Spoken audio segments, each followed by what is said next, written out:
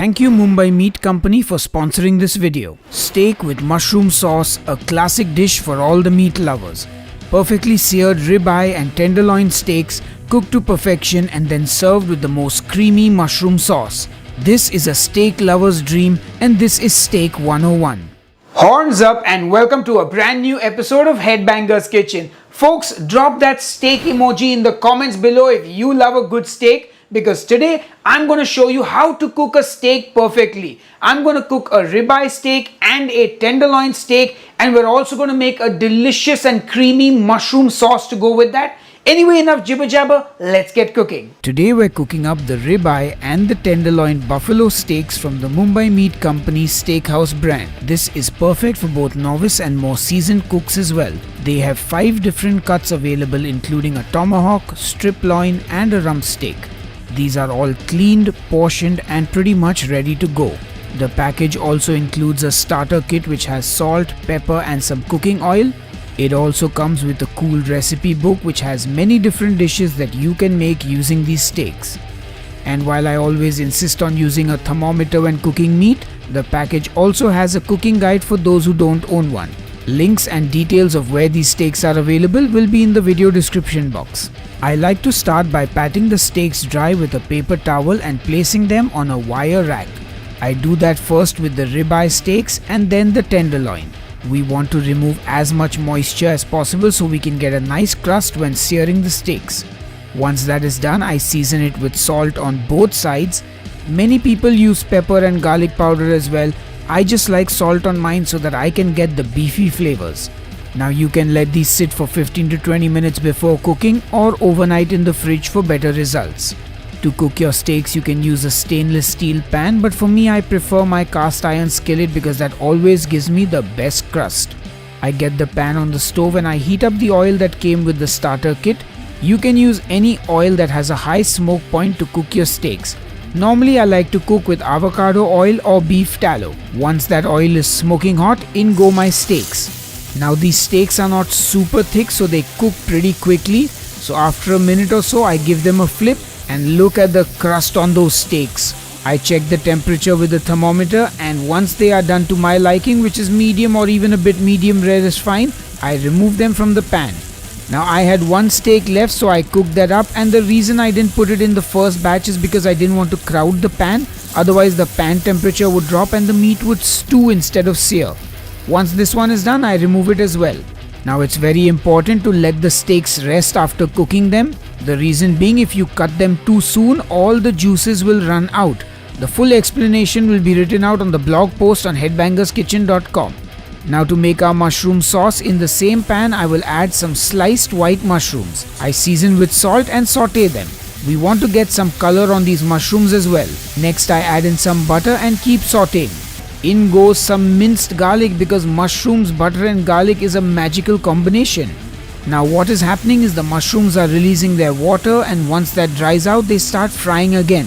I add in some freshly chopped rosemary for a nice flavor, a bit of water, and now we've basically created like a mushroom stock almost.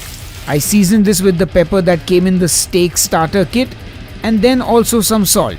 Finally, I add in some heavy cream and give it all a good mix.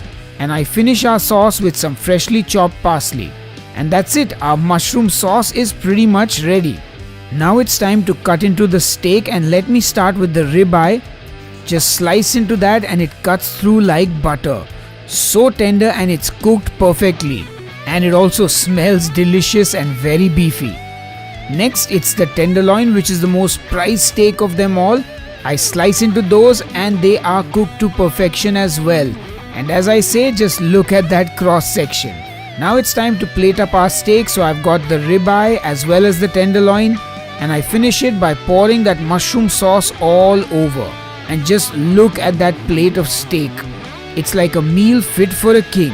And as always, I just gotta dig in, and that is definitely a top quality dish. Anyway, enough jibber jabber, let's officially taste. Alright folks, I've made myself a little steak tasting platter here. I've got the ribeye, I've got the tenderloin, and I've got them both with the mushroom sauce as well. So first I'm going to taste the ribeye as is. I'm using my hands despite holding a fork in this one. Anyway, Everything you want in a ribeye. It is not the most tender cuts. It is tenderer than many of the other cuts, but it has a little bit of chew. It has a lovely beefy flavor, and like it tastes like steak is supposed to taste. In fact, the ribeye is my favorite steak of all time. Now, let's try the tenderloin, which is the Rolls Royce of all steaks. Oh man. When we talk of tenderness, it's called tenderloin. It's right there in the name. It is like butter. It just melts in your mouth, but it has a little less beefiness than the ribeye does. And you can definitely taste the difference. Let me know if you've tried both and if you can actually tell the difference. For me, the ribeye still wins hands down.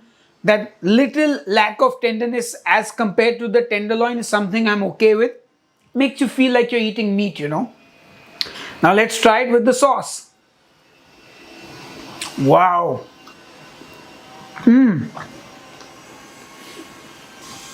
This sauce is an umami bomb. Like that little bit of rosemary in the sauce, the mushrooms, that creaminess. Perfect. It pairs beautifully with the steak. And of course, now let's try the tenderloin. And I've also got a piece of mushroom here.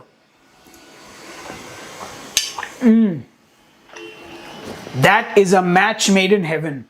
The tenderloin and the sauce are beautiful together. Honestly, the ribeye, I don't really need a sauce when I eat a ribeye. But yeah, I hope you guys are going to try and make this at home. Let me know which is your favorite steak in the comments below. And I'll see you on the next episode of Headbanger's Kitchen. Until then, cheers and keep cooking. And a big thank you to all my supporters on Patreon and here on the YouTube channel memberships. If you'd like to join the Headbangers Kitchen Club, the links are in the video description box just below this video. Anyway, see you soon.